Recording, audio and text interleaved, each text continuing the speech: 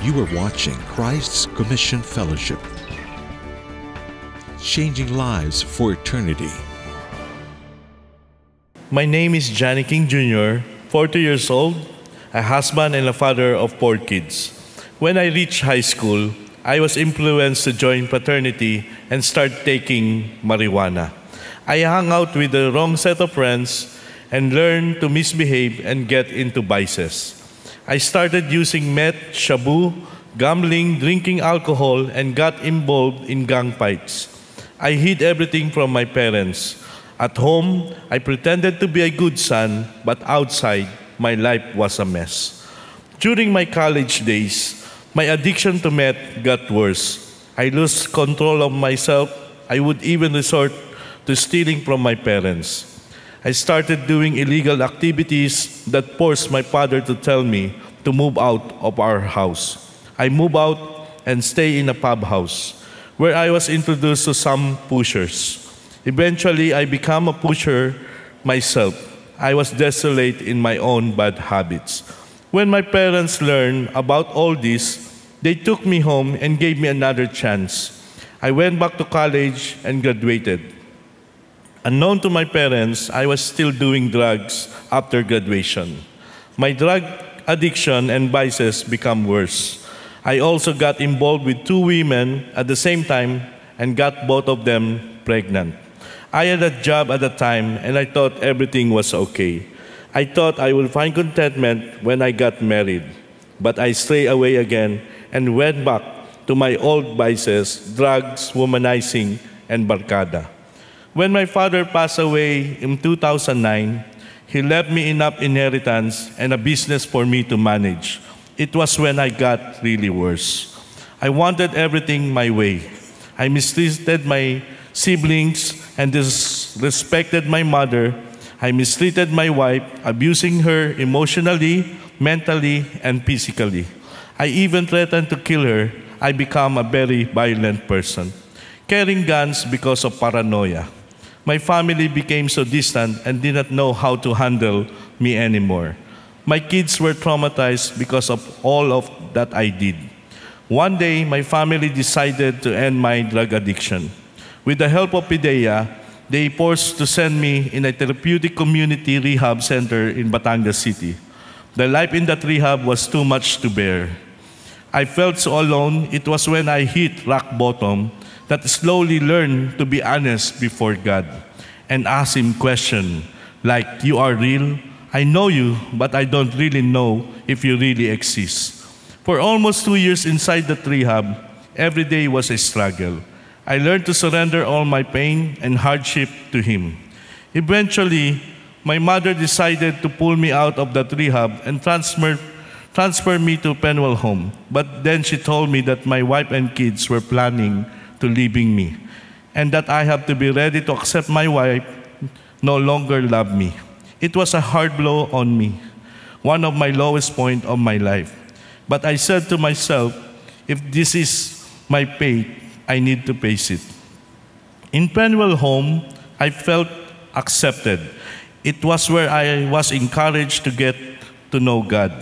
At first, I was not really interested in reading the Bible. But within the 4 days of reading the Bible, it was interesting that I will always end up in Galatians 2, verse 20. I have been crucified with Christ, and I no longer live, but Christ lives in me. This verse really touched me and moved me to talk to God every day. I experienced God's grace during my stay in Penwell. In answer to my prayers, my wife and kids started visiting me. From then on, I continued reading the Bible and attending CCF service with my family. God's love was slowly doing its work in me and my family. My marriage and my family relationship were restored until I graduated from Penwell home. My wife and I also joined a small group where we both grew spiritually. By the grace of God, I'm already handling my own small group. I'm so privileged. I'm also privileged to serve my fellow brothers in Penwell home by sharing the devotion as a part of the recovery program. I also share devotion inside the city jail every week.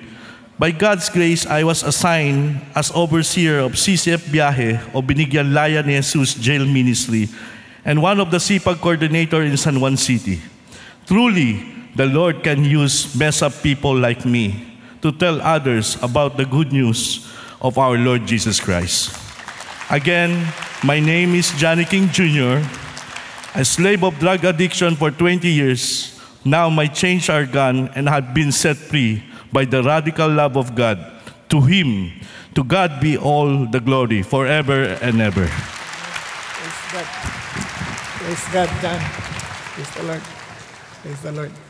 Purihin po ang Panginoong Diyos. Sinawag ko na rin po yung misis niya para alam niyong totoo yung sinasabi niya. Kaya, alam niyo po, napakabuti ho ng Panginoon Diyos kasi isipin po ninyo ang kanya pong kondisyon. Nung nagkikwentuhan po kami about drug addiction, abay napakahirap pong makalaya sa addiction kasi the moment na na-addict ka na pala, it will bring you to even mga hallucination, makakita ka ng mga demonyo, yung mga ganyan. Kaya ho, nung nagkakausap kami at ang tingin niya sa akin, anghel, alam kong magaling na siya. Praise God. So, tayo pong lahat ay tumayo, tayo po mag-pray. Pasalamat natin sa Panginoon Diyos. And we're really hoping that many of our kababayan na talagang nalulun sa drugs ay talagang mailigtas din po. Salamat, Panginoon Diyos. Thank you, Jesus. Thank you, God. Aming Ama, salamat po sa kabutihan niyo sa amin for allowing us, Father God, to see your transforming power, O God, na ginawa niyo kay John, aming Ama. Salamat din po sa kanyang asawa, na tunay, Panginoong Diyos, na sila po ay tunay pinagsama niyo, pinagtibay niyo kanilang pagsasama. Kaya hiningi ko lang po na patuloy mo silang ingatan, patuloy mo silang kasangkapanin upang maabot pa rin po ang marami pa po naming kababayan na nabibiktima rin po, Panginoon, sa addiction na sa drugs. At ngayon, Panginoon, hindi na lamang sa addiction sa drugs, kundi addiction maging sa computer, addiction sa maraming bagay, aming Ama. I pray, Father God, that as you have delivered John, I know that you can also deliver many of them, O Lord, as they come to you, as they come to understand that they need you, Lord. So I pray to use this ministry, CCF, Father God, to reach out to many more drug addicts and also addicts to other substances, oh God. I pray, Father God, to really use all of us to reach out to them and help them know you as their Lord and Savior, that they would come to understand that you can change them, oh Lord. Salamat po, Panginoon Diyos, at tiningi po namin that our time together will truly, Father God, encourage every one of us, Lord God, to share your word and encourage every one of us, Father God, to pray for those who are, for our, Lord, for our country, for our relatives, for our neighbors, oh God, that they may also experience you, Lord. Again, thank you, Lord. I pray, Lord, for your name to be exalted in our midst this afternoon. And let your will alone be accomplished, oh God. Lord, may your Holy Spirit find liberty, Father God, to accomplish your will to each and every one of us and to every family we represent. Thank you, God. In Jesus' name we pray. Amen, amen, and amen. God bless. God. Praise the Lord. Purihin po ang Panginoon Diyos. Kanina po ay celebrated with the CCF Masinag, yung ating pong outreach sa Masinag, Antipolo. Malapit-lapit lang po yun sa amin. And the Lord allowed me to share the gospel there.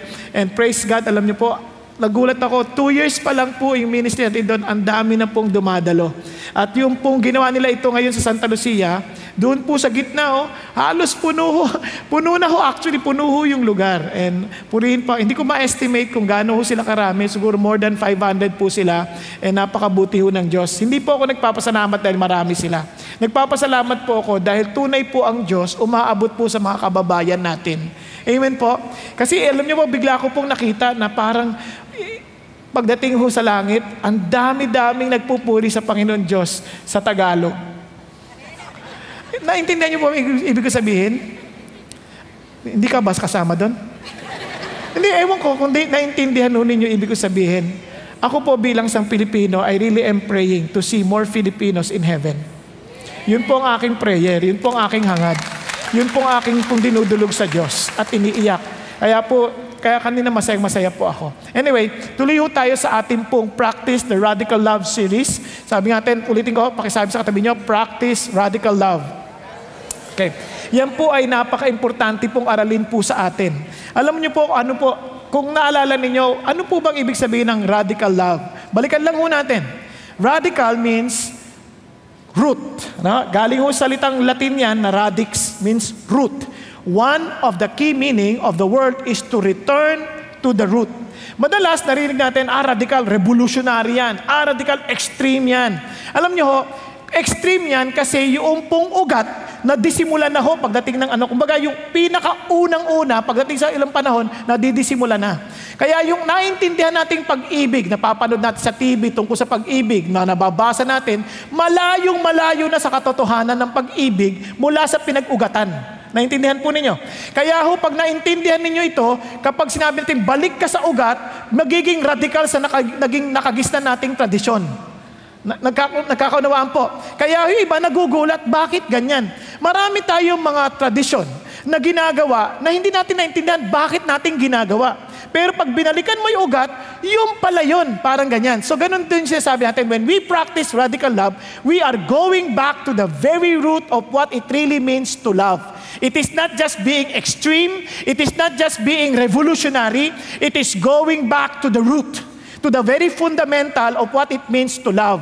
Kaya nga sabi ng Panginoon Diyos, tingnan nyo, you have heard that it was said, you shall love your neighbor. When He taught that, when He said you shall love your neighbor, He did not qualify what kind of neighbor. Whether that neighbor is good, whether that neighbor is your enemy, it doesn't matter. I just told you, love your neighbor. Kaya lang po, nung nagsisimula na yan, ang ginawa ng tao, they qualified. Yung neighbor, referring only to those who are good. But to the enemies, you are to hate them. Parang yan sinasabi niya. But God, sabi ni Jesus Christ, now I will bring you back to the very root. Ano yung root? Doon na sa pinaka-extreme. Sabi niya, love your enemies and pray for those who persecute you. In other words, kung ang neighbor mo, to the very extent, your enemy, or kahit sino pa yan, basta kahit kaaway mo yan, ano sabi? Mahalin mo. O, nagkakanin yan? Paano mo mamahalin? Pag-pray mong pagpalain siya ng Diyos. Type niyo yun.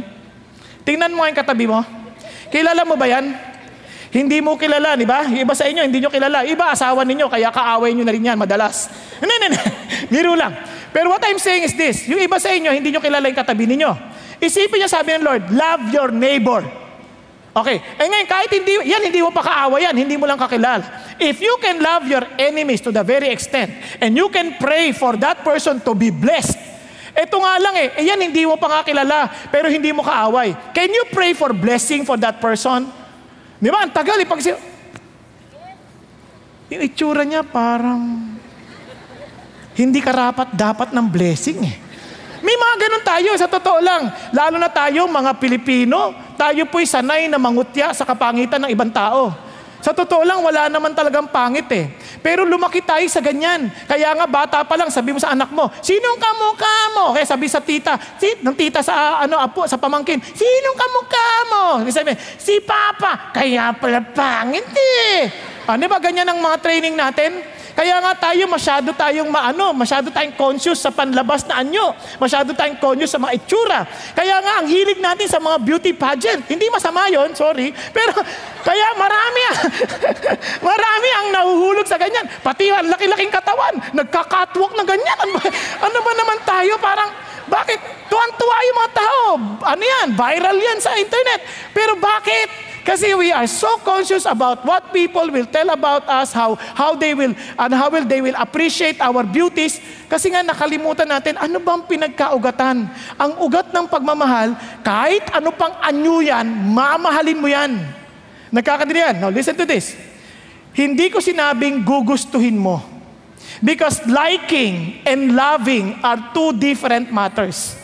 I may not like you, because I do not prefer to be with you, but I am duty-bound to love you. Nagkakaintindihan tayo? I may not like people sleeping during service, but I am duty-bound. I'm just telling you the truth. But I am duty-bound to love. Nagkakaintindihan? I love you just the same. Ano ibig sabihin ng love? I will always think of what is best for you.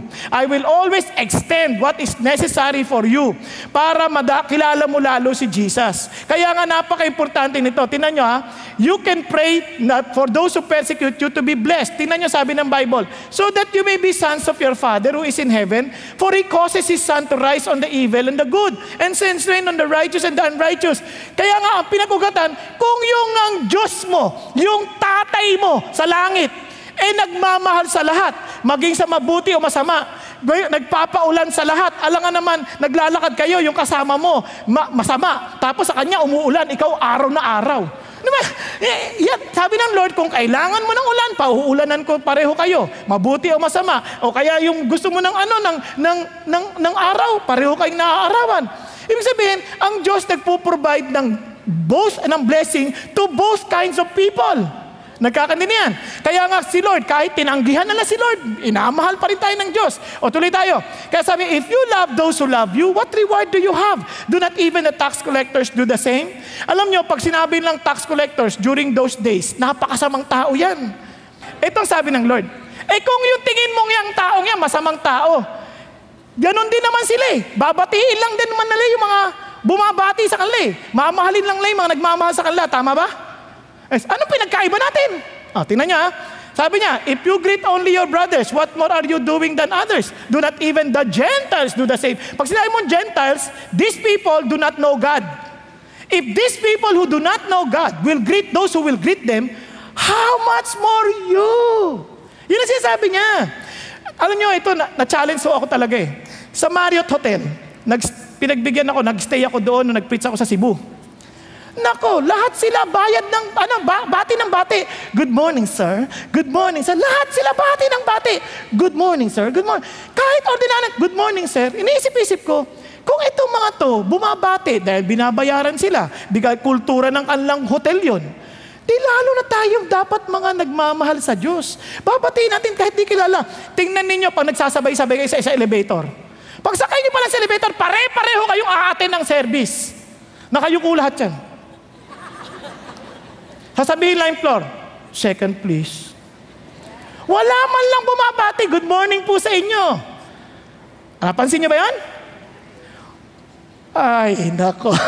Basta naglalakad kayo sa aisle, para kayo nasa mall, na hindi magkakakilala. Pare-pareho tayo nag-aatin ng service, ha? Kaya nga sabi nung isang mama, first time niya, nakaupo siyang ganyan, sabi niya, pag ako, hindi pa binati, pangatlong attend ko na dito. Wala pang bumati sa akin. Hindi na ako a-attend. Buti na lang, yung katabi naman niya, sabing ganun. Sa isip-isip niya, first time niya din, pag ito, wala pang bumati sa akin, ako na babati. Buti na lang nagkatabi sila on the third day, on the third Sunday, na nag-attend sila. Pag gabi, walang bumabati sa akin, aalis na ako. Sabi nung katabi, walang bumabati sa akin, babatiin ko ito. Hello! O yan, sabi niya, hindi na ako aalis, bumabati. Alam niyo, minsan nakakalungkot, no? We claim to be Christians, we're so very suspicious. Tingnan niyo if you truly believe in God, sino pwedeng manloko sa'yo? Anybody. But, they can never take advantage of you. Bakit kamo? Kahit maloko ka nila, may Diyos ka. Siya magtatanggol sa'yo. Maisahan ka man, hindi sila makakaisa sa Diyos. Nagkakaintindihan? Yun ang dahilan kung bakit hindi pwedeng matakot tayong bumati kahit di natin kakilala. Tingnan niyo yung katabi mo. Kung hindi mo man siya kilala, sabi mo, binabati kita, magandang hapon sa'yo. Huwag niyong pagdamot ang ngiti ninyo. Yung ibang tao ayaw ngumiti, akala mo napaka-importanting tao. Alam mo, tandaan niyo to walang mas importante sa atin. Lahat tayo importante sa Diyos. He died for us. So yung katabi mo, you may think that you are more important than that person. And I'm telling you now, we are all equally important to God. Kaya huwag kang magdamot ng ngiti. Alam mo, sana po, ang Christian makilala sa tayong mga Christian na mapalangiti. Okay ba sa inyo yun? Alam ko na kagad yung ibang tao, ngitian mo, ganyan. Hello po. Hindi makangiti. Sabi, anong problema nito? Bungal? Palagay ko hindi. So, may dala-dala sa puso. Hindi natin alam. But for us Christians, we have no reason. Why? Because we are called to love. Kaya sabi ng Bible, therefore you are to be perfect as your heavenly Father is perfect.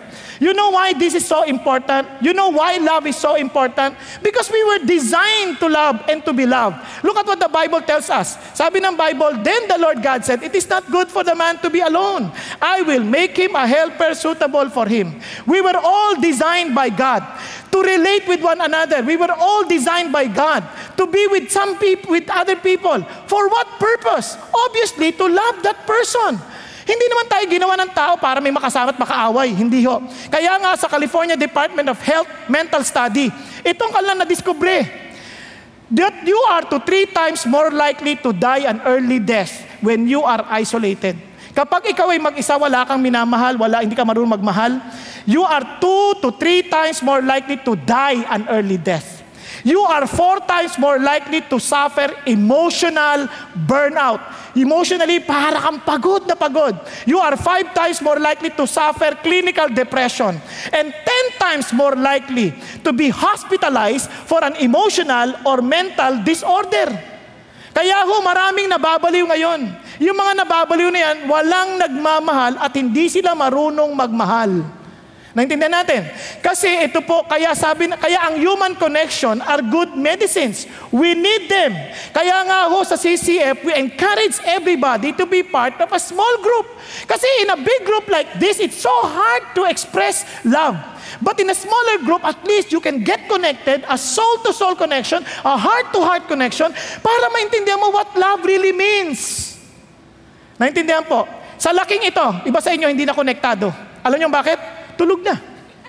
Kaya nga, since we are all, the people in the world become so selfish, hindi na sila marunong magmahal, kayo nga mga Christians, we have a different now culture. You know why? A new commandment I give to you that you love one another. Not no longer as you love yourself, because we don't know how to love ourselves anymore. Kaya sabi niya, even as I have loved you, that you also love one another. By this, all men will know that you are my disciples if you have love for one another. Ang talagang sagisag o talagang palatandaan na talagang alagad tayo ni Jesus, hindi yung galing sa doktrina. Doctrines are good. Pero hindi mo dapat gamitin ang doctrine para mag-away-away tayo. Dapat yung doctrine na naintindihan natin helps us to grow to love one another. Tingnan ninyo ang Bible. When Jesus Christ summarized the Old Testament and the prophets, anong sabi niya? If you treat others as you want to be treated, that is the summary of the law and the prophets. Yun sabi niya. Kaya nung sinabi niya, what is the most important commandment? Nung sinamarize niya ulit yung buong Bible, ano sabi niya? Love God with all of your heart, soul, and mind. Love your neighbor as you love yourself. Kaya yung galing mo sa Bible, dapat nagtatranslate yan sa love. Pag hindi yan nag-translate sa love, nagsimula ka na mag-criticize ng ibang tao, simula ka na manira ng kapwa-tao, then you are no longer understanding what the Bible really talks about. You don't understand Christianity. You are not really listening to what Jesus Christ is teaching us. Kaya nga sabi ng Bible, you want to know whether you are really disciples of Jesus, you are growing in love. Nagkakaroon yan. Pakisabi sa katabi mo, practice radical love. Now, ano po yun? Kaya ito na ngayon tayo sa part 2. Practice radical love. Seek what is best. Now, so sabi sa katabi mo, seek what is best. Now, seek what is best. Simple lang po ang gagawin natin. Para madali natin maalala, lahat letter T. Lahat letter T. Balik tayo kay Jonah. Pero alam niyo pong itong seek what is best, ang ganda-ganda ng pagkakasabi ni C.S. Lewis. Love is not affectionate feeling. Hindi ito damdamin na, I love you. Hindi ganon. But a steady wish for the loved person, ultimate good as far as it can be obtained. Ang hangad mo ng pinakamabuti para sa ibang tao. Hindi yung damdamin lang. Minsan kahit wala ka nararamdaman, just because you care enough, you want that person to experience the best of life. Amen? Yan ang pagmamahal. Now, let's go back to Jonah. Sabi ni Jonah, kung naalala niyo ba yung kwento ni Jonah last Sunday? Here is Jonah, a prophet. God told him to go to Nineveh to to preach. Bakit? Nineveh is a great city and Nineveh's wickedness has come upon the Lord. Can you imagine? Para sabihin ng Diyos na ang sukdulan na ng sama niyan, kaya yan nakaabot na sa akin, puntahan mo. Ikaw ba naman, pupunta ka ba naman kung alam mong sukdulan ng sama yun? Di ba? Ang sukdulan ng sama, pwede kanyang pirapirasuhin, pwede kanyang balatan ng buhay. At alam niyo kung gaano kasama mga taga Nineveh, nang babalat talaga sila ng buhay at yung balat mo isasampay sa kanilang pader. Type nyo? Ngayon, sabi ng Lord, alam mo, Jonah, but sana Jonah, punta ka sa Nineveh, sobra na nasa ng sama. Mag-preach ka, evangelize mo sila, nang ganun magsisi sila at hindi sila maparusahan.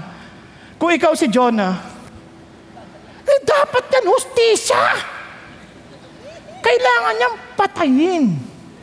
Napakasukdulan ng sama ng mga yan. Isipin mo, sinira nila maraming buhay. Nako, let them die. Yun ang gusto ni Jonah. Kaya lang siya, anong ginawa ni Jonah? Anong ginawa ni Lord? Sabi, hindi, puntahan mo. Anong ginawa ni Jonah? Tumakbo, palayo. At itong Diyos, napakabait. Isipin mo, kung ikaw yung tatay, inutusan mo yung anak mo, anak, punta ka sa tindahan. Bili mo ako ng gamot. At yung anak mo, tinalikuran ka. Ewan ko sa'yo. Pumunta sa kabila, anong gagawin mo? Hello, Pilipino. Huwag kayo magkunwari. Ang Pinoy ganito. Ay, halika nga rito, halika. Saan ka pupunta? Saan punta? Ha? Di ba sa'yo mo sa tindahan? Halika. Yan ang Pinoy. Tama? Huwag kayo magkunwari. Pilipino rin ako, alam ko yon. Ganyan tayo. Yung iba pa sa tindahan. Saan ka pupunta, ha? Halika nga rito. Saan ka pupunta, ha? Nagmamalaglag ako. Ang takot ko, ha? Baka tikim ka sa akin na hindi mo alam kung saan maabot. Gusto mo ba makita yung ulo mong gumugulong sa sahig? Yan ang noipi. Naintindihan niyo? Grabe si Lord. Hinayaan. Sige, hinayaan. Saka hinabol. Sa sobrang bilis, pati yung dagat gumalaw. Ang bilis. Isipin mo yung bilis ng takbo ni Lord. Parang bagyo. Di umulan. Ayan na. So, sa madaling salita, nirebuke ng Lord si Jonah sa magitan ng sailors dahil nilaban pa siya. Tapos, ayaw siya itapon at nag-pray pa sila. Pero sabi ni Jonah, suko na ako, tinapon siya. Eto na ngayon, pagtapon, siyempre, hindi naman yun yung mataas na barko, tapos tinapon mo parang, walang ganon. Pagtapon yun, kadikit lang kasi yung dagat.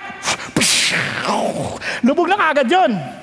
Ngayon, hindi niya alam kung ano nangyayari. Basta alam niya, hindi niya alam kung tumigil na yung bagyo, basta alam niya, lalo sa ilalim sa dagat. Tama? Ang grabe si God. Sobrang grabe si God. Nirebuke na naman si Jonah. Bakit? Isipin mo yung hangin sumusunod sa Diyos. Tapos God appointed a fish to swallow Jonah. Yung isda, kasi isipin mo, ito, Jonah prayed to the Lord, his God, saan? From the stomach of the fish. Tama ba? Napakinggan nyo, posible ba yan? Again, babalikan lang natin. Tingnan nyo kung ito yung butanding, ang kinakain niyang plankton, kasya tao dyan, parang bas yan. Nakakita ko ng actual yan, ang laki. Alam nyo, ang kinakain niyang plankton, ngayon sabi ng Diyos, subo mo si Jonah. Halimbawa lang yan yun, ginamit ng Lord. Halimbawa lang, di ako sigurado. Sabi ng Lord, subo mo yan. Sabi ng Lord, nung isda, walang kalaban-laban, Lord, di naman yan pagkain ko, tao yan Ang laki-laki niyan, Lord. Hindi, sumunod agad Sunod agad. Hindi niya manguya dahil nga sa hindi niya kinakain yan. Parang gano'n na. Naintindihan niyo ba? Kung ito ginamit niya, Ito naman, hindi ko makain ito basta-basta ng tao. Kaya ito, tingnan niyo, itong mga sperm whale na to, dinisect yan. Alam niyo bang nung dinisect yung mga sperm whale, buo-buo yung mga kinakain nila, hindi nadudurog. Ang lalaki. So posible any of them. Or maybe something that we no longer see. Something that is in extinction na. Okay? But nonetheless, si Jonah nasa loob ng tiyan, napapray. Again, yung ibang imagination, imposible yan. Kasi ang imagination nila, nung sa loob ng tiyan, nakaganyan pa si Jonah, Lord. Wala. Pwede namang, nung sinubo, buo, o kaya, kanya-kanyang posisyon, ba? Basta isa lang, hindi makagalaw yun. Pero nagpe-pray. Naku, ano nyo? Kasi iba sa atin, iba yung imagination Parang yung nagpe-pray, isang posisyon lang na kayong... Alam nyo, nyo, nung balot na dyan, oh Lord, Lord. Naku, ano yan, nasa loob ng bituka, dikita lahat yan, nagpe-pray pa rin yan. Parang ikaw lang yan. Di ba, iba nga sa inyo, nakaganyan. Nagpe-pray eh. Di si Jonah pwede rin. Naku, ano niya? Okay, tuloy tayo. So, anong ginawa? Listen to this. First T. Real love as expressed by God, the radical love of God, tunes in. When you say tunes in, you listen. Real love knows how to listen. Look at the words. When Jonah prayed, sabi niya, he said, I called out of my distress to the Lord, and He answered me. I cried for help from the depth of the soul. You heard my voice. Pag sinabi mo depth of the soul, yan ang expression na patay na ako. Wala na akong pag-asa. And sabi niya, when I cried to God, sabi niya, He heard me. Alam niyo, iniisip-isip ko, sino itong nagpe-pray? Si Jonah. Anong klaseng tao to? Sumuway ng nilapastangan ng Diyos. Sinuway ba naman yung inuutos? Tumakbo? Tapos ngayon, ito ka. Yan ang inaabot mo. Binagyo ka at kung saan-saan, tinapong ka. Ngayon, ito ka ngayon. Lord, save me. Kung ako yung tatay, pagkatapos mong nilapastangan ako, tatawag-tawag ka pa? Manigas ka. Alam niyo, mabait. Buti na lang hindi ako Diyos. Pero alam niyo, doon ko naintindihan, ito talagang totoong pagmamahal eh. Regardless of your guilt, regardless of how bad the person is, when he speaks and he is really in great distress, listen. Yun ang pagmamahal. Minsan tayo, ang tigas ang ulo mo, ayaw na kita pakinggan, bahala ka dyan. Hindi. Ang totoong nagmamahal, pakinggan mo. If you are really seeking for what is best to any person, if you really want to know what is best for them, listen to them. Alam nyo, maraming mga Christians, even parents, hindi man ang marunong makinig sa anak. Hindi natin sila pinakikinggan. We do not even care and take initiative to talk to them. Kaya nga last week, sabi niya, love is taking initiative. Sabi nga ni Pastor Peter, proactive. Hindi yung pwedeng wala kang gagalawin. Ikaw mismo, you take initiative as God took initiative to show you His love. Do the same. Hanapin mo, pursue. Kausapin mo. Intentionally go to the person. Dito na naman, intentionally listen. Listen if you truly love. Kasi ang love, when you listen, you care. Tama ba? Ngayon ang problema, ang hirap ng makinig ngayon. Yung mga tao ngayon, hirap ng makinig. Kasi ang mga tao ngayon, masyadong abala. Pagkausap mo, may kausap sa text. Tingin niyo yung mga pamilya pag kumakain ng dinner. Hindi ko alam kung nag-uusap sila through text. Lahat sila nang sutat. Wala nag-uusap. Pati sa pag-uusap nila, sa Facebook na lang. Akala ko nga nagpe-pray eh. Kasi lahat nakayuko. Wala na ho. Kaya nga ho sa amin, pinuna ako ng anak ko, si Papa, lagi na lang nagte-text pag nag-uusap kami. Kaya ngayon, pag nagdi-dinner kami, tanggal ang telepono. Hindi ko na nga hinahawakan telepono ko ngayon eh. Mas malaya buhay ko. Ang daming tumatawag, ang daming text ako, ay, ang dami. Pero hindi ko na masyado, ngayon, hindi ko na masyado pinagpapansin. Hindi sa wala akong kagalang-galang sa tumatawag sa akin. Iniisip ko lang, pamilya ko importante din naman eh. Kailangan ko silang kausapin. Hello? Sinong katabi niyo asawa niyo? Ayan. Pag nag-uusap kayo, huwag kayong mahawak ng telepono. Usap kayo, tingin sa mata. Ngayon, dati alam niyo po, pag nag-uusap, di ba yung mag-boyfriend pa lang, Valentine's na, lapit na. Mag-boyfriend pa lang, ikaw na humawak ng cellphone. Sagutin mo, kinakailangan. Di ba? Sarap eh. Nung asawa na, pati pagligo, dala cellphone. Eh bakit? Baka ginagamit pang hilod. Sabi no, hindi pwede. Bakit? Touchscreen. Mahirap maghilod ng touchscreen. Pero anong ibig sabihin? Minsan sobra na tayong engrossed doon sa social media, nakalimutan na nating makinig. Hello? Tingnan nyo si Jesus. Si God, pinakita niya rin ito eh. Alam nyo, minsan pag masamang tao, minsan ayaw na natin pakinggan. Tingnan nyo, diba sa mga korte, ang unang sisirain yung iyong kredibilidad. Tama ba? Kasi dito ang punto, Hindi na issue yun eh. Issue ng pakinggan mo, whether that person is good or not. Tingnan nyo si Jesus. Now all the tax collectors and the sinners were coming near him to listen to him. These are the sinners. And who are these people listening to Jesus? Sinners, tax collectors. Pag sinabi mong sinners, sobrang kilalang sinner sila. Di ba? Kunyari, yung bang katabi mo, masasabi bang, sinner yan? Hindi. Ito, ibig sabihin, notorious ito, kilala silang sinners eh. For them to be labeled sinners, tax collectors, they are really sinners. Pag sinabi mong sinners, masasamang tao to. Bakit binibigyan ng panahon ni Jesus to? Natinnan nyo Both the Pharisees and the scribes began to grumble, saying, "This man receives sinners and eats with them." Most probably, when Jesus talks with them, obviously, Jesus also listens to them. Tama ba? Sino nga sila ulit? Sinners. Tax collectors. Mga corrupt. Sabi niya, wow, how could Jesus listen to this? How could Jesus spend time with them? Diba, sabi nga nila, pag nakita mo lang halimbawa, anong pangalan niyo po? Raymond. I listen. Now, Raymond, halimbawa, nakita kita kasama mo mga nagiinuman, ang lalaki ng mga bote, tigbe-beer grande. Tapos ano agad sasabihin ng ibang tao pag nakita ka? Yan, ako nakita kita. Kung ako ay katulad din nila, sasabihin ko, terrible, Christian yan, nag-a-attend sa service yun. At mga kasama niya, nagiinuman. Di ba? Birds of the same feather are the same birds. sorry. Flock together, di ba? Grabe. Kaya pa nakita ko na siya, lalapit sa pastor, pag-pray mo ako, halimbawa lang. Pa-pray pa. Lasinggero naman. Di na nahiya to. Di ba minsan may ganun tayong tendency? Tama? Pero hindi, si Jesus listens eh. Kaya nga, ipinaliwanag ni Jesus. Nagbigay siya ng 3 parables. Of course, I will not go to the 3 parables anymore. We don't have enough time. Punta na lang tayo doon sa isa, yung pinakawalang ya. And he said, a man had 2 sons. Sabi niya, the father gave the share of estate that falls to me, so he divided his wealth between them.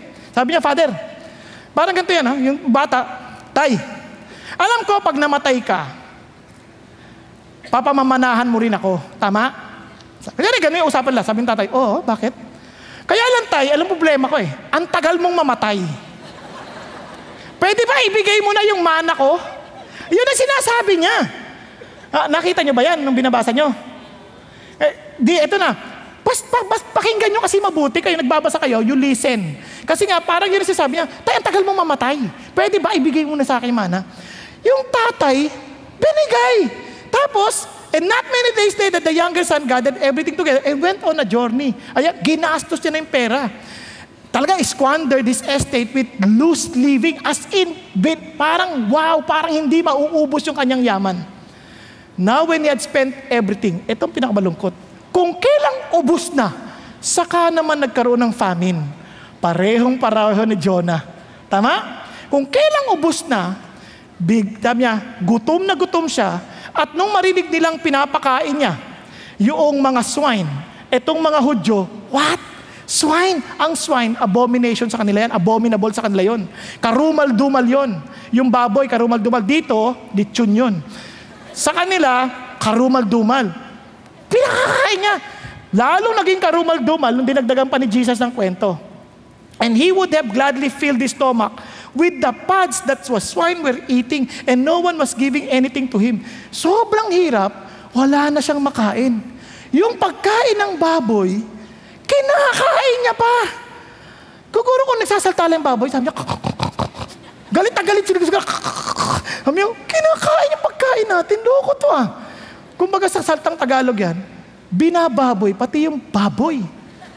Kasi, isipin mong agawa mo pa ng pagkain yan, ganun na ang kalagayan niya, sobrang sama. Now, naisip niya, nabalik na sa kanyang katinuan, sabi niya, ilan bang mga inuupahan ng tatay ko? Ang dami lang tinapay. Eto ko nagugutom. Bigla niyang naalala ang kabaitan ng tatay niya. Tama? At maraming inuupahan at ngayon, pinapakain pa ng maraming tinapay. Kasi kung ang alaala sa tatay niya, kuripot, kahit maraming inuupahan, di pinapakain, hindi niya maiisip na bumalik pa sa tatay. Tama ba? Tama ba? Hindi na kayo nakikinig, unang salita, tunes in. Okay, listen. Hindi ako galit sa inyo, nagbabalik lang, sinabi ko lang. Ginigising ko lang kayo. Balik tayo. I will get up and go to my father, will say, Father, I have sinned against heaven and in your sight, and I'm no longer worthy to be called your sons, and make me as one of your hired men. Huwag mo na ako ituring na anak. Alila na lang. Bayarin na lang. Bayarin. Ngayon, tumakbo siya, ay nakita siya ng tatay niya. Anong ginawa ng tatay niya? He got up and came to his father, but while he was still a long way off, his father saw him and felt compassion. Alam mo, hindi ma-imagine ng mga Hudyo yun, kasi ang mga tatay sa Hudyo, sigayan eh. Parang ikaw lumapit sa akin. Pag anak, ikaw lumapit sa akin. Hindi. Yung tatay ang tumakbo at niyakap. Doon nyo maintindihan kung what kind of heart that the father has. Yung Diyos na nire-represent ng father, that is the kind of love that He extends. Willingness to listen, even to an erring son. Isipin mo, yung anak na to, suwail to eh. Rebelde to. Nakuha ninyo? Pero he was willing to run. Anong ginawa? Naghingi na ba ng tawad yung bata? Wala pa. He just ran and embraced him and kissed him. Wala pang sinasabi. Pag sa lubong niya, niyakap na. Pinaghahalikan na. Hindi pa humingi ng tawad yun. Hindi yung parang, hoy, tumigil ka. Humingi ng tawad dito, kapal mo. Hindi. Pero kahit na niyayakap na, hinahalikan ng anak, nakikinig pa din. Tingnan ninyo. Sabi ng anak, Father, I have sinned against heaven and in your sight. I'm no longer worthy to be called your son. Wala na akong karapatan. Alam ko bakit nakinig pa rin tatay? Tingnan niyo yung ginawa ng tatay. But the father said to his slaves, quickly, bring out the best robes. Bigay mo yung pinakamagandang balabal. Isuot mo sa kanya. Ilagay mo yung singsing. Suotan mo siya ng sandalya. Ano sabi niya? Ibalik mo ang lahat ng karapatan bilang aking anak. Bigay mo yung balabal, bigay mo yung singsing, bigay mo yung sandalya. Ano sabi ng tatay niya? Anak pa rin kita. Yun ang pagmamahal. Walang suko. Pakikinggan at pakikinggan at pakikinggan pa rin. Gusto niyo malaman kung paano kayo makipag-usap? Pagkausap niyo isang tao, pakinggan niyo mabuti. Tingnan niyo ng mata sa mata. Titigan ninyo. Pakinggan niyo mabuti ano sinasabi niya. Nakuha po? Hindi yung habang nagte-text ka, ano yung sabi mo? Okay yun. Oo nga. Yung pala sinasabi niya, papatayin kita. Oo nga. Pag-isipan niyo mabuti. Iba din na nakikinig eh. Parang sabi nga ng babae sa asawa niya eh. Sabi ng asawa ng lalaki, sweetheart, prepare mo ako ng merienda. Oy, alam mo ba yung tubero natin, napunta kanina? Biglang prepare mo ang merienda. At gusto magbakasyon. Oo nga, asan yung merienda ko? Pero, pupunta raw siya sa Baguio. Alam ko, pupunta sa Baguio. Sasama niya na ako. Sige, punta na kayo, dali. Asan yung merienda ko? Asan yung merienda ko? Wala pa, ginagawa pa lang. Ang hirap naman kasi sa'yo, hindi ka nakikinig eh. Hindi niya alam, iiwanan siya ng asawa niya. Maraming tao hindi na ganun. Hindi na marunong makinig. And they say they love Him. Friends, if you truly love, you tune in. You listen. Nakakaintindihan po? Listen to the very cry of their hearts. Listen to the very cry of their souls. Listen. Listening, sabi ni Leo Buscaglia, listening is love in action. Kaya nga sabi sa James, this you know, my beloved brethren, but everyone must be quick to hear, slow to speak, and slow to anger. Alam niyo, minsan nagagayat na kagad kasi hindi tayo nakikinig. Kaya nga tayo binigyan ng 2 tenga para makinig at 1 lang ang bibig. Isipin niyo kung 2 bibig. Kasi sa tenga, gulo. Wala nang pagmamahalang mangyayari dahil lahat. Di ba? Kaya ito, tingnan nyo, for the anger of man does not achieve the righteousness of God. You will never achieve the desired righteousness to your children by just crying out, by getting angry. No. Listen. Listen because they will know that you love them. Amen? Kaya, anong number 1? Tunes in. Number 2, trains. Real love trains. Alam nyo, ang love, talagang iti-train ka to become better. Kaya sabi ng Bible, listen to this. For you had cast me into the deep, into the heart of the seas, and the current engulfed me. All your breakers and billows passed over me. Umiyak ka naman kay Lord, sorry na po talaga. Hindi. Bakit pinahintulutan niya pa magtuloy-tuloy na kainin pa siya na, Lord, bakit hindi mo na iluwa agad? Hindi. Sabi gano'n. So I said, I have been expelled from your sight. Nevertheless, I will look again toward your holy temple.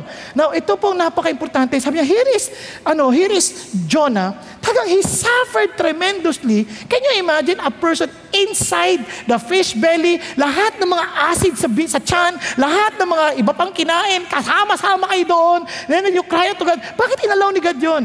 Bakit hindi na lang, nung sabi niya, Lord, patawarin mo ako. O sige na, niluwa na agad. Bakit umabot pa sa ganito? Tingnan niyo pa. And sabi niya, water encompassed me to the point of death. Sabi niya, tubig, sabay-sabay na. The great deep engulfed me. Weeds were wrapped around my head. And sabi niya, and I descended to the roots of the mountain. The earth with its bars was around me forever, but you have brought up my life from the pit, O Lord my God. How did he describe his condition? It was so tremendous. His condition was so terrible. Isipin, balat-tabal ka ng mga weeds. Ang dudulas niyan. Naintindihan niyo ba? Nakakain na ba kayo ng isda na binuksan niyo nito loob? Yung pinakatyan?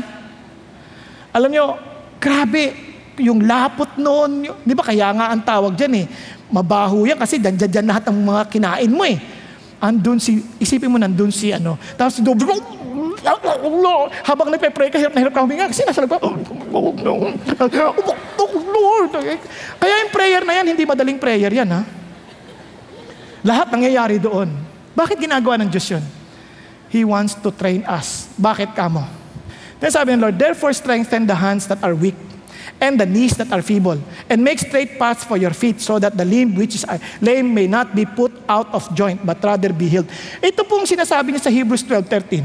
A picture of gymnasium. Strengthen your feeble, strengthen your feet, strengthen your hands. Ano yan? Gym yan. Ang picture niyan, gym. Nung sinabi niya yan, itong context niyan. You have not yet resisted to the point of shedding blood in your striving against sin. Sabi niya, and you have forgotten the exhortation which is addressed to you, sons, my son, do not regard lightly the discipline of the Lord, nor faint when you are reproved by Him. And sabi niya, for those whom the Lord loves, He disciplines. Ang word na discipline, ibig sabihin niyan, trains. And He scourges every son whom He receives. Alam niyo, ang totoong pagmamahal, hindi yan yung parang bigay lang ng bigay. Ang totoong pagmamahal, nagte-train. Kasi sabi nga nung nanay lumapit sa isang counselor, magulang sila. Sabi niya, Sir, we need help. Our son seems to have no problem at all. Wala siyang nakikitang problema. Kaya lumapit kami sa inyo, sabi nung counselor. I think, pakinggan ko kayo para malaman ko kung totoo yung anak nyo. Ano ba nangyari sa anak nyo? Yung anak ko, grabe, bagsak ng bagsak sa school. Kung ano-anong bisyo pinasok. Computer ng computer. Tapos ano pa, talagang pag bumagsak, siyempre, itutulungan namin ulit, mag-e-enroll na naman namin siya ulit. Tapos, papasok namin sa ibang school, bayad kami ng bayad. Pag nakulong, bine-bail out namin. Sabi niya, talagang lahat, binigay na namin. Binigay namin lahat ng perang kailangan niya para, pakinggan niyo ha, para mag-focus lang siya sa kanyang pag-aaral at sa kanyang social life. We provided him everything. Halos wala na siyang problema. Ano sabi ng counselor? Tama pala anak ninyo. Wala talaga siyang problema. Kaya kayo lahat ang namumblema. Kasi, tinuruan nyo siyang lahat umaasa sa inyo.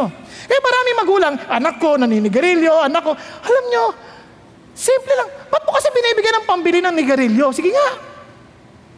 Ako alam nyo, nung nanigarilyo ako, pinupulot ko yung sigarilyo sobra. Kaya tumigil din ako eh.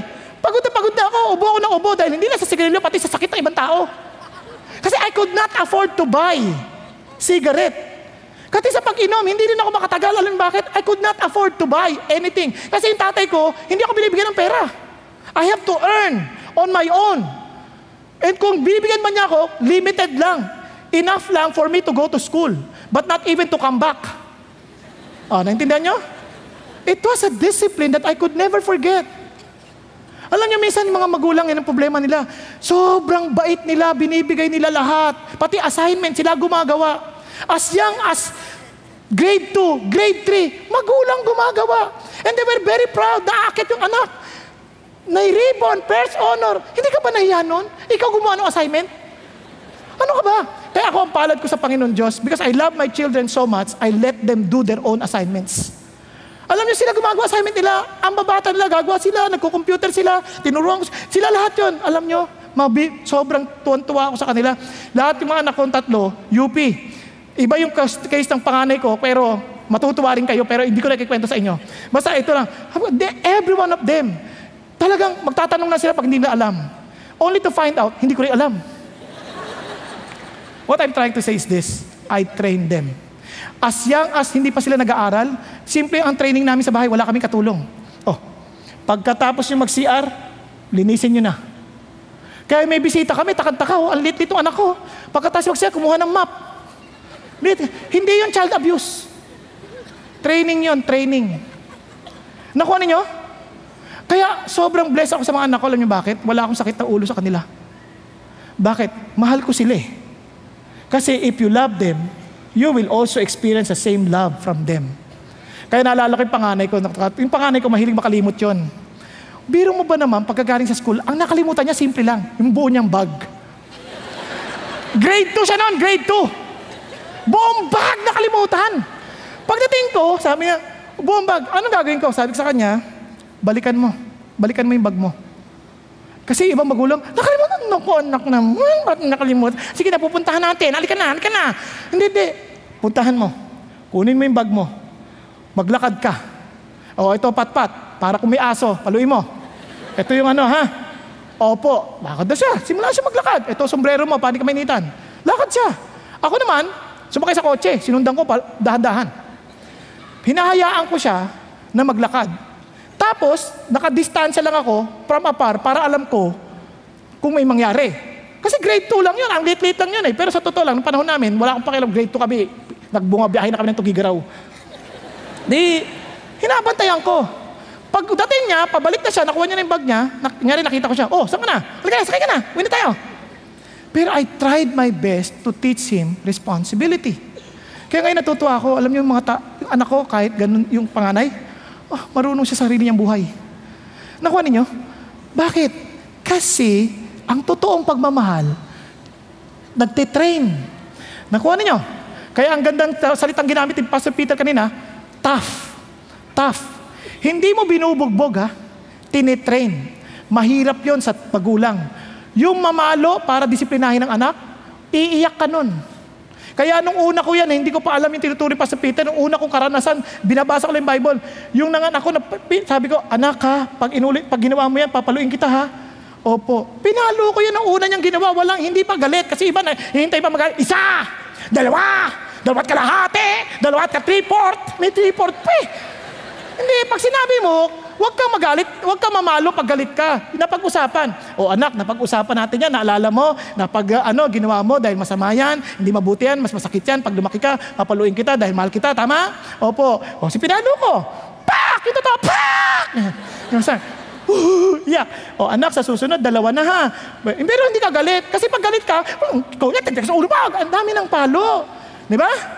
Nung pangalawa na, ito na, inulit. Anak, nabig sa'yo, 2 na. Opo. Papaluin na kita. Di pinalo ko. Pak! Tigas na!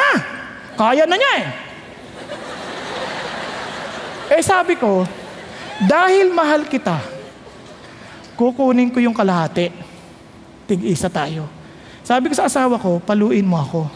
Siyempre, yung asawa ko, hindi ko kaya. Kung hindi ko, papaluin ko. Ang isip ko, kampi kami. Isip ko, papaluin niya, showmanship lang. Tinuha niya, tinutuo niya. Kung gaano kalakas, siyempre mas malakas ang nanay. Wapa! Ako po. Tulong luha ko. Sabi nung anak ko, bigla siyang umiyak. At mula nun, hindi niya na inulit yung bagay na yon. Kasi hindi pa ako marunong ng tamang disiplina na natutunan kay Pastor Peter. Yun yung una kong initial na naintindihan. Pero I saw the effect. Kasi saan ko nakita yun? Kasi Jesus Christ took our sin. Remember, we suffer from our own consequences of our stupidity, but Jesus Christ took the bulk, the very payment of our sin on the cross. Kaya alam niyo po, ang totoong pagmamahal, nagtitrain. Yes, it is tough. It trains people to become better. But this training is not just training. Training them to depend on God, not on us. Naintindihan po? Yung mga tao na mamahalin natin, tinuturuan sila natin, tinetrain natin sila na mag-depend sa Diyos, hindi sa atin. Dahil hindi tayo Diyos. Kasabi nga ni Oswald Chambers, the moment you become indispensable to any human being, you are no longer doing the will of God because you are acting like God to them. Nagkakaroon yan. Kailangan matrain sila that they can continue on without you because they are dependent on the Lord.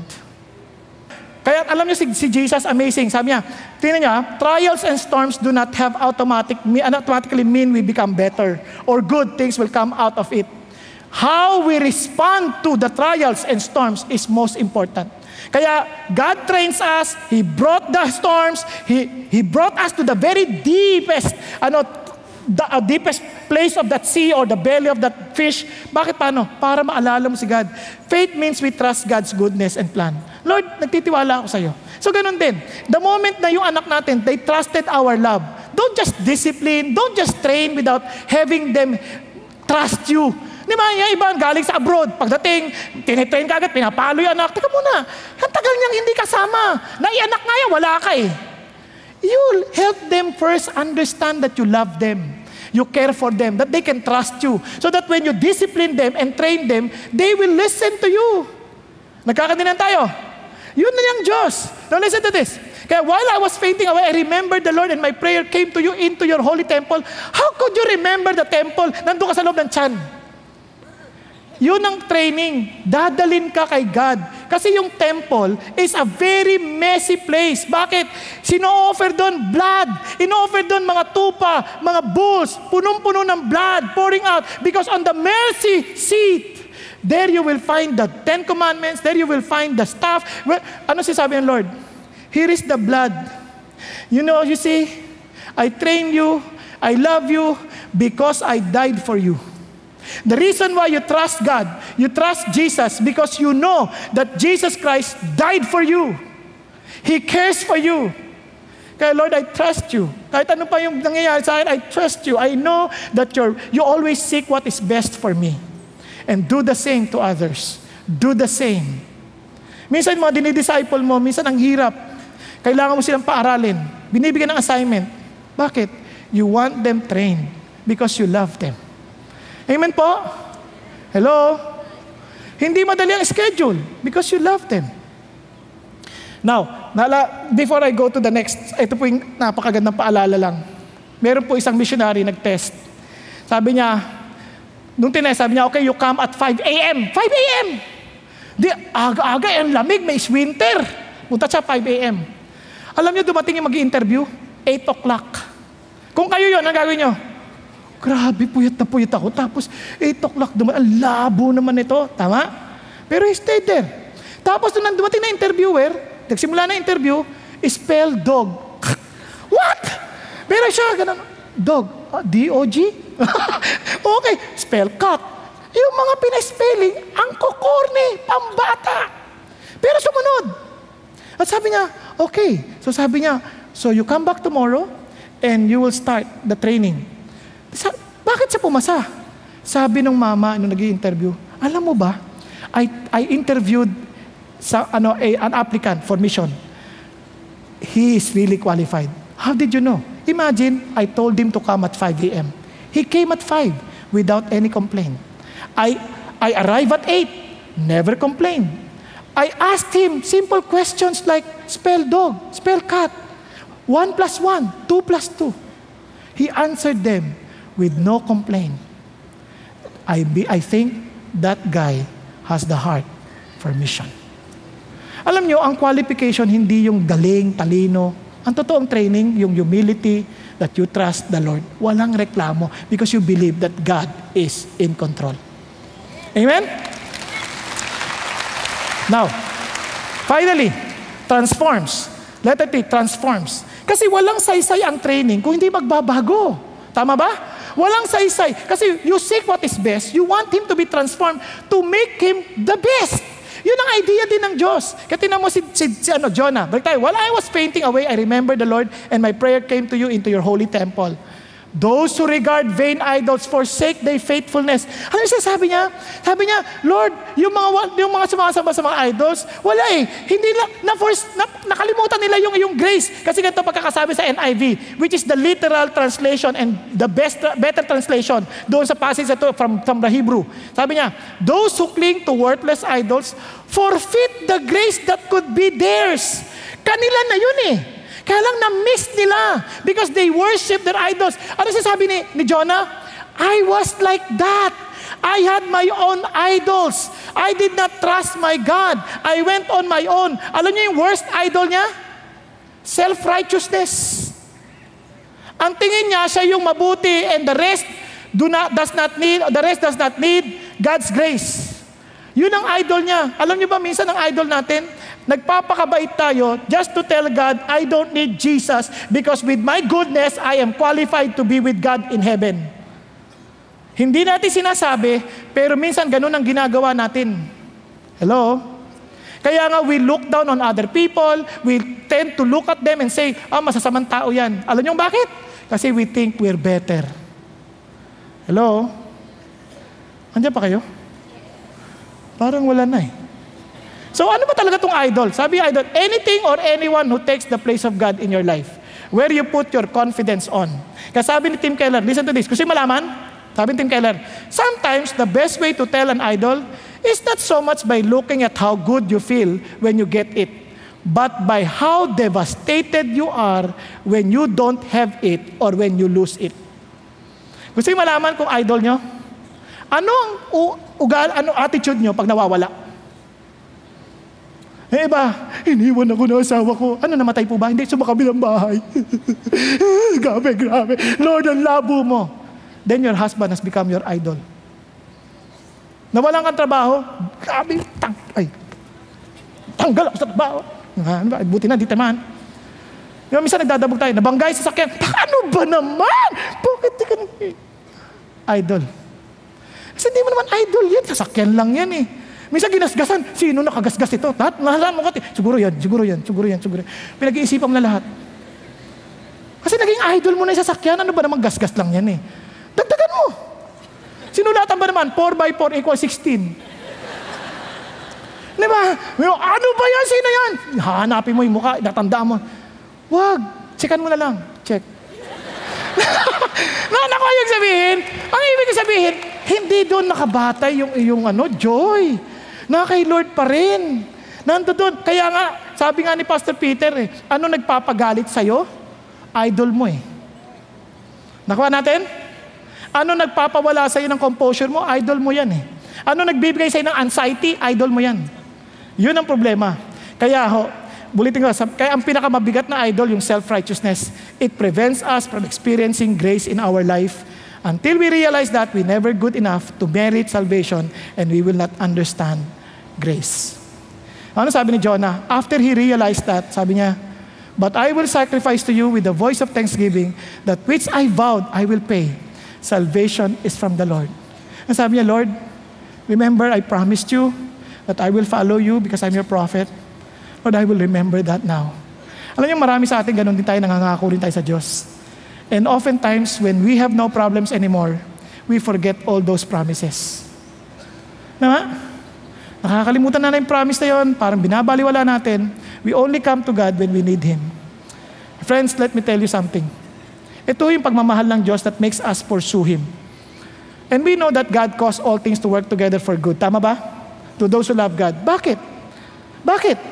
Because He predestined us to become conformed into the image of His Son. That kind of transformation God wants to happen to all of us. That we may be like Jesus. Yun ang gusto ng Diyos. Kaya sabi ng Bible, kaya who is the one who condemns? Christ Jesus who died? No, He died for us. Because He died for us, look at this. Who will separate us from His love? Will tribulation or distress, persecution or famine, nakedness or peril or sword? Sabi niya, but in all these things, we overwhelmingly conquer through Him who loved us. Wala. You are more than conqueror. You know why? Because of Him who loved us. And sabi niya, for I am convinced that neither death, nor life, nor angels, nor principalities, nor things present, nor things to come, nor powers, sabi niya, nor height, nor depth, nor any created thing will be able to separate us from the love of God, which is in Christ Jesus our Lord. Because the moment we realize that, listen to this, we cannot preach restoration until we experience it ourselves. We cannot preach grace until we experience grace. People respond to broken people. Listen to this. The reason why we don't want to make disciples, we don't want to share the gospel, the reason why we're always thinking about ourselves, dahil hindi natin talaga naintindihan ang ginawa ng Diyos para sa iyo, para sa atin. Kakadinan tayo. Kaya ito ang amazing sa ginawa ng Diyos. Let's continue. And here I will end. The goal of radical love, to change our perspective, to fulfill God's will, it's a privilege. Amen? Then, 6, to transform us, it looks beyond our past. Hindi naman lagay yung past mo. Hindi naman lagay yung past ni Jonah. It's 6 who can become in the future. Kaya naman, ano ginawa ng Lord? Then the Lord commanded the fish, and it vomited Jonah up onto the dry land. Siguro, naisip ko lang isda, Lord, masarap pala si Jonah. Sabi ng Lord, uy, isuka mo na yan. Isuka mo na. And the Lord caused the fish to vomit at sa lahat ng lugar doon sa dry land. Pwede naman sumuka na sa ilalim ng tubig, di ba? Pero isinuka pa, doon pa sa, para sa malaking isda, pumunta pa sa gilid. Parang wow. Lahat ng yon, dahil binabalik ka na ng Diyos kung saan ka tinawag noong una. Okay ba yan? Kung inisip mo parang wala na akong pag-asa, no, God is giving you another chance to fulfill His will. Come on. I love you, I care for you, and I never gave up on you. I want you to become like Jesus. Ano ang sinasabi ng Lord? This is radical love. He tunes in. We listen, we tune in, and we train. And we transform. Ulitin ko. We tune in, we train, we transform. Yun ang ating hangad. Yun ang ating hangad sa ating mga tao. Okay po? If you want them to be like Jesus, then be the model. That's how to radically love. Tayo pong lahat ay yumuko at pumikit sandali. Kausapin natin ang Panginoon Diyos. Alam niyo po, napakabuti ng Diyos. Lahat tayo dito, para tayo mga Jonah rin. Tumatakbo sa kalooban ng Diyos, lagi na lang lumalayo. Tapos pag nagka-problema, saka tayo lumalapit. Sabi, Lord, patawarin mo kami. Sorry, Lord. Pero alam niyo po, sinasabi ng Diyos sa atin ngayon, anak, will you really take my words seriously? Do you really understand my radical love towards you? That I always listen to you? I know exactly the cry of your very heart. Son, why don't you come to me? Just like Jonah, you don't have to wait to be in the very darkness or the very dark place to call upon the Lord. Hindi mo kailangan na pumunta ka pa rin sa pinaka-tiyan ng isda, sa dilim, sa matinding problema bago ka lumapit sa Diyos. Bakit hindi ka pa lumapit ngayon? And truly focus your eyes on the temple. The temple that represents the sacrifices and the death of Jesus Christ on the cross for you.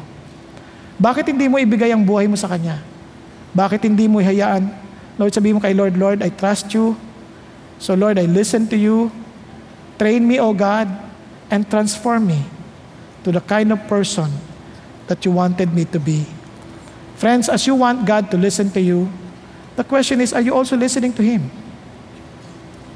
Friends, as you want God to transform you, are you submitted to His training? In the same manner, if you truly love others, you also learn to listen to them. You also learn to train them to trust God. And you also learn to model to them the real transformation that they too would experience the same. Thank you, Jesus. Hallelujah. Thank you, Lord. Habang lahat po'y nakayuko at nakapikit, tayo po'y manalangin sa Panginoon Diyos. Personally, kausapin niyo ang Panginoon Diyos. Sabi niyo, Panginoong Jesus, patawarin niyo po ako.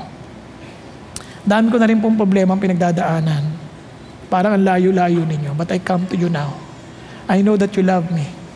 And I accept that love, knowing that you gave your Son, Jesus Christ, to me. Lord, take full control of my life. And allow me to live for you alone. Just like what Jonah did. That they followed you and went to Nineveh as you have instructed him to do. So I pray to do the same, O God. I pray, Father God, to follow you. To really listen to what you want me to accomplish in my lifetime. Thank you, Lord. Thank you, Jesus. Thank you, God. Father in heaven, I thank you that you know every one of us here in this room.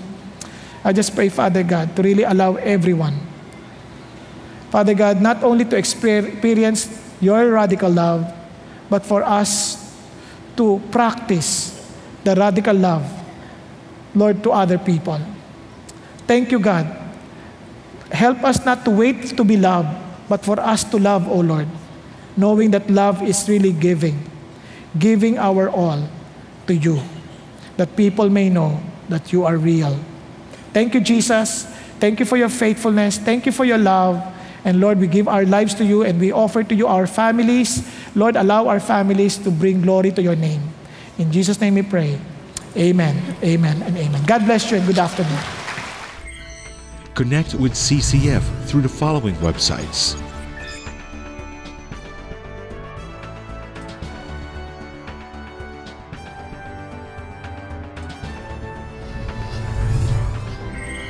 Jumpstart your spiritual journey by joining a small group.